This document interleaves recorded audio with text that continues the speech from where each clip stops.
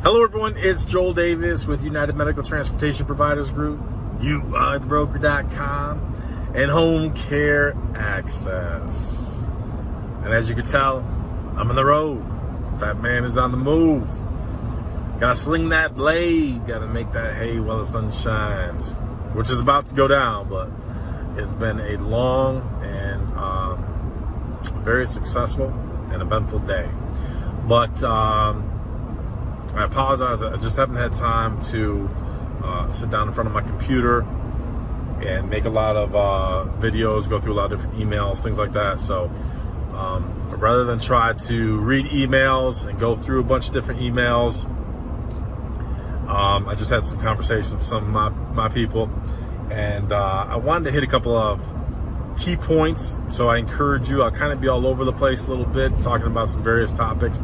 So I encourage you to watch this whole video. One thing I definitely want to talk about first and foremost, it's because I'm constantly on the search for good quality vehicles that are well priced. For those of you who I work with, you know I have specific parameters that I'm looking for in a vehicle. Here's the thing with the vehicle market right now. There's a lot of vehicles out there, but man, for some reason right now, a lot of them are just being priced ridiculous. Some of them are just ridiculous. Some of the client providers I'm working with right now are talking about spending some crazy money.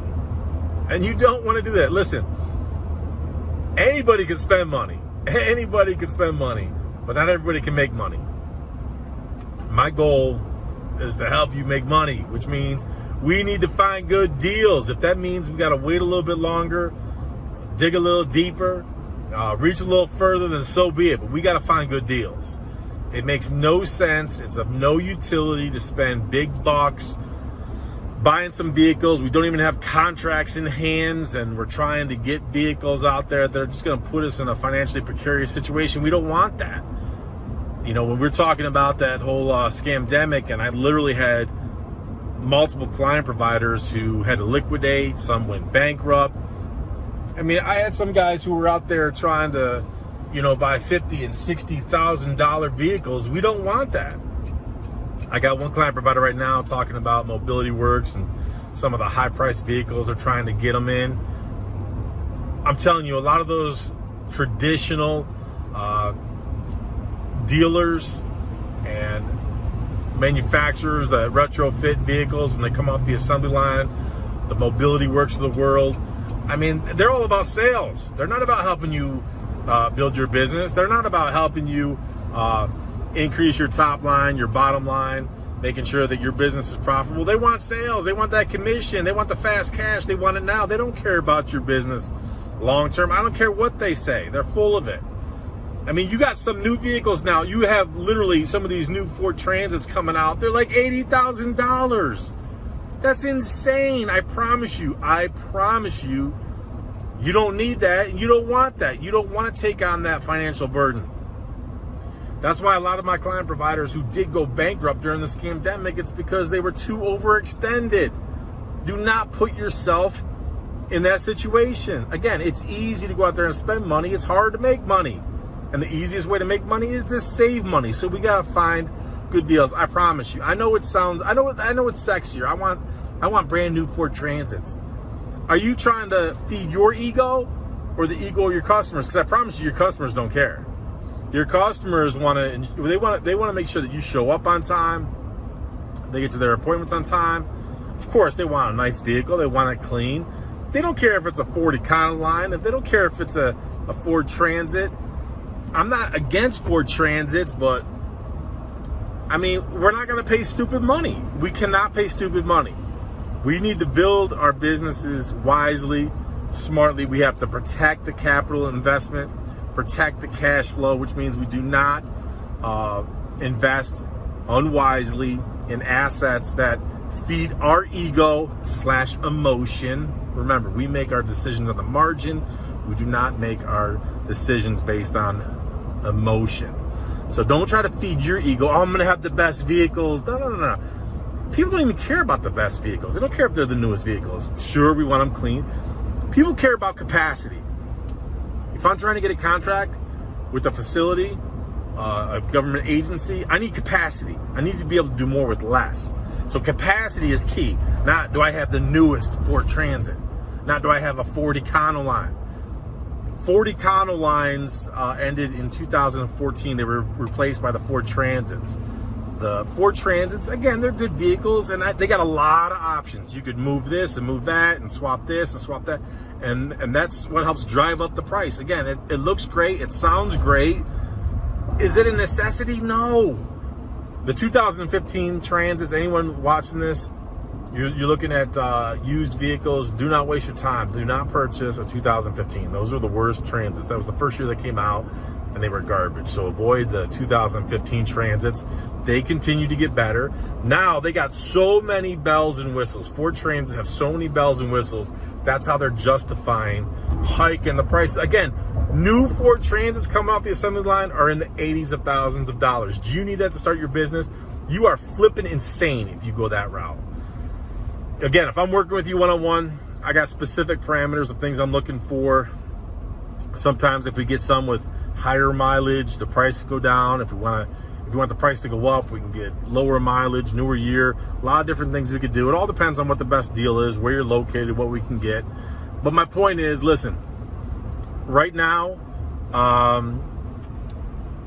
for some reason, I really can't put my thumb on it.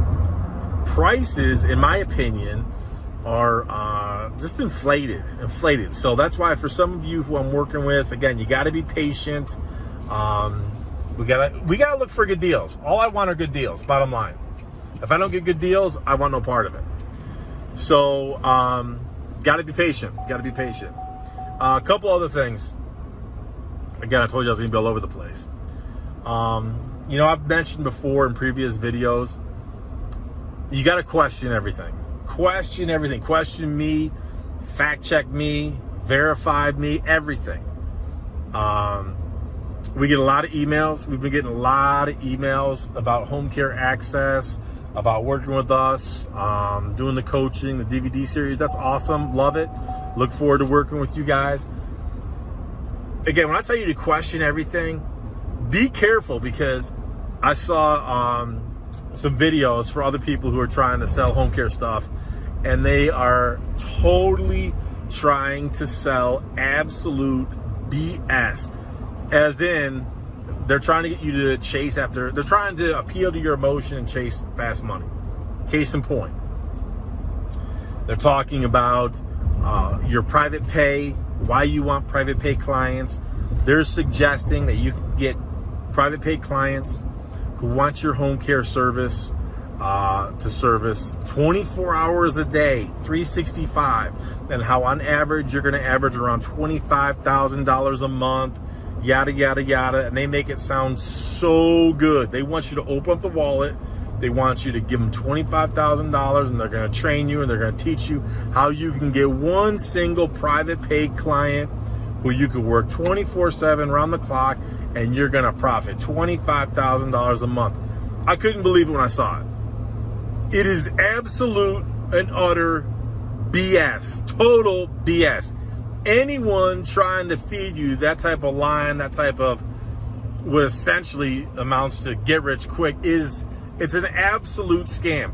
In all the years of working with client providers in the home care industry who do a lot of private pay work, I have never seen a situation where they have a client that's 24/7 round the clock perpetually for a long time.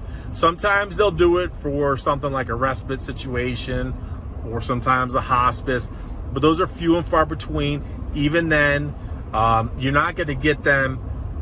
A lot of times you don't get them for 24/7 every single day. So again, I really share that because when I saw that, one of my partners shared a video with me, and I saw that, and that type of stuff just, you know, it makes me shake my head and pisses me off, because it's like there's people out there who buy into this stuff, and that's what gives us all a bad name. So my point is, when I tell you to question anything, question everything, question me, spend your time, do your due diligence, by all means. If you want us to work with you, we'd love it. We look forward to it. Hey, we're doing it right now. Marty and Ginny are working with people right now. They're working with a limited number of people because, again, we're working with people for 120 days. So keep that in mind. You got to be realistic. You got to be practical. You know, we can only work with a fixed number of people at a given time because we're working with people for 120 days. So, and we're not going to feed you any of that get-rich-quick, feel-good fluff nonsense that you're going to make $25,000 a month on a single private pay customer. You absolutely are not. Anyone telling you otherwise is full of crap. They're trying to sell you a bill of goods. Avoid it. Run as fast as you possibly can. Some other issues that we've been facing that I just want to kind of touch on and reiterate. Labor issues are, I don't care what business you're in, what industry, everybody has labor issues right now. Everybody is encountering labor problems. So if you're in the NEMT industry, you got labor issues. Home care, you got labor issues. You run your own broker business, you got labor issues. They're different, but you can still have them. The difference that I would tell you is, and I've kind of touched upon this in previous videos, the difference is that if you got contractors, can you have bad contractors? Like you could have bad employees? Sure. Can you have great contractors like you could have great employees? Sure, absolutely. Overall, if I'm making a gross generalization, what I would say, the difference is that with contractors, they tend to feast or famine. As in, they know they got to get up every morning and go sling hash, because if they don't sling hash, it's feast or famine. And I think that realistically that works to our advantage as business owners, because contractors, and again, it's easy to point out contractors, if they're a legitimate and true contractor and they're providing their own vehicle, their own equipment, their own box truck, their own trailer, you know, whatever, they're carrying the overhead expenses. Obviously, that's huge for us. That's a huge benefit. But again, right now, when we have a labor shortage, which within itself is absolutely laughable. The only reason we have a labor shortage is because of a quote unquote man-made disaster, i.e., this was legitimately social engineered by these stupid politicians who want to crush and squander the middle class and just separate us. But that's a diatribe for another day. But anyways, we are in the land of plenty. There's no reason we should ever have a shortage of anything. But regardless, everybody right now is dealing with the labor shortage. So you got to keep that in mind. So again, we got to be able to do more with less. But with contractors, and that's why, you know, I've said it many times, it's even if you don't have, if you have an NEMT business right now, if you have a home care business, you've got to get some type of a component where you serve as a broker. Because I'm telling you, you got to have additional sources of revenue where you're not carrying the burden, yet you still own the overall system, the infrastructure. Bottom line, you just need it. You need it to reduce your overhead burden, yet still create and cultivate positive cash flow, positive revenue. Real quick, something else that just came to my mind. Make sure, for those of you who do have your own broker business, so if you're affiliated with youarethebroker.com and you're using the FetchMazo software system, remember, and the same thing is true, if you are in the NEMT and you have a broker component to your business and you're using Dispatching Made Easy, you need to charge, even if it's only $20 a month, you want to charge your contractors $20 a month for use of your software system. So it pays for itself. It's going to help pay for your system. But let's say you had 10 contractors, 15 contractors, 20 contractors, and they're all paying you $20 a month, $25 a month. It's part of doing business. So you just know that at the first paycheck, the first of the month, you're going to deduct $10, $20, $25, whatever it is. You're going to deduct that from their paycheck. Again, if you got 10, 15, 20 contractors, you do the math. That helps pay for your annual subscription to Fetch Mazzo.